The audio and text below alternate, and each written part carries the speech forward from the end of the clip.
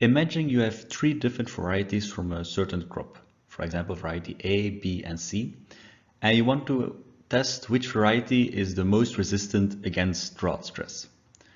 What will you do to select this variety? Well, probably you will set up a large experiment where you test these three varieties, where you plant a lot of plants for every variety and then apply the stressor, for example, a drought stress, to these plants and see how they react. And your results will maybe be something like this, like some plants will be strongly affected by this drought stress, whereas others don't sense it so much. For example, the blue ones here, they're doing pretty okay, whereas the red ones, you can clearly see that this variety suffers strongly from the applied stressor. Now, here you can quickly see this because it's only a limited number of plants and it's very simply presented, but in reality, this becomes a real challenge to phenotype a large plant library, because you need for every plant at the moment manually inspect it, see if it's still growing okay or not, if this is a good phenotype or not, if this is something you want or not. And of course, this is very difficult to scale up for different genotypes or large experiments. Therefore, we want to go towards a high throughput phenotyping where we automate this phenotyping process so that we have some sensor system, a camera system, for example, that is able to tell if our plant is a good phenotype, is growing good, or if there is some abnormal growth, like if it's a bad phenotype.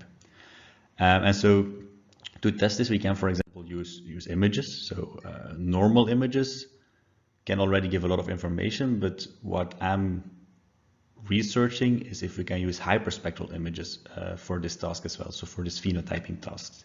And so the special thing about hyperspectral images is that for every pixel we will measure the complete reflectance spectrum. And so this means that within the visible range you will measure every color, whereas the normal camera only measures like the red, green, and blue color, and then combines this, our brain combines this into the color image we have. But with the hyperspectral camera we can really measure every single wavelength in the spectrum. But we can do even more. For example, we can also measure the near-infrared part of the spectrum, which is between 700 and 1000 nanometers.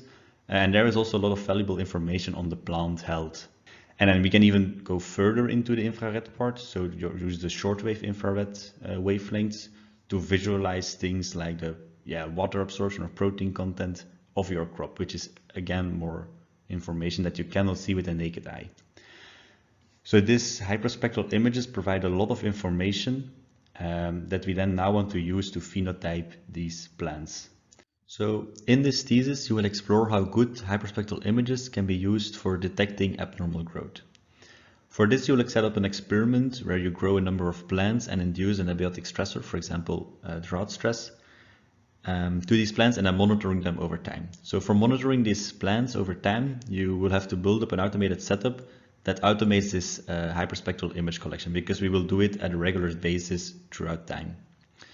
Then if you have collected this data set, the first part will be to do some basic analysis on this and visualize parts of it. And then afterwards you can go towards building your own algorithm for detecting abnormal growth. So the goal here is simply to have some algorithm that's able to detect good versus not so good plants. For this we can either use deep learning approaches, which I'm using at the moment, so convolutional neural networks for classifying or for anomaly detection.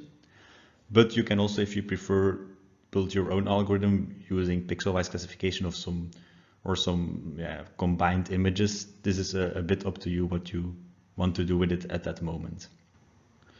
So for selecting this thesis topic, I think it's important that you have some interest in plants in general, maybe because of your previous studies or just a general interest.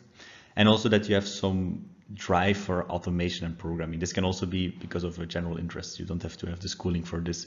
But I think a large part of this will be building the setup and making sure everything works, and as well coding a lot.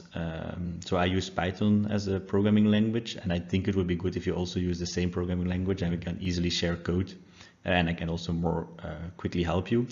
So I will be your daily supervisor. My name is remi.vanbelleghem. And your promoter will be Professor Wouter Saeys. If you have any questions, feel free to contact me. So here's my email address. You can just send me an email and we can maybe schedule an online meeting or an in-person meeting, or that you can drop by my desk. Because I think it's always nice to meet in person, and then we can discuss a bit further the things I mentioned today. Okay, thank you very much and good luck with choosing your topic.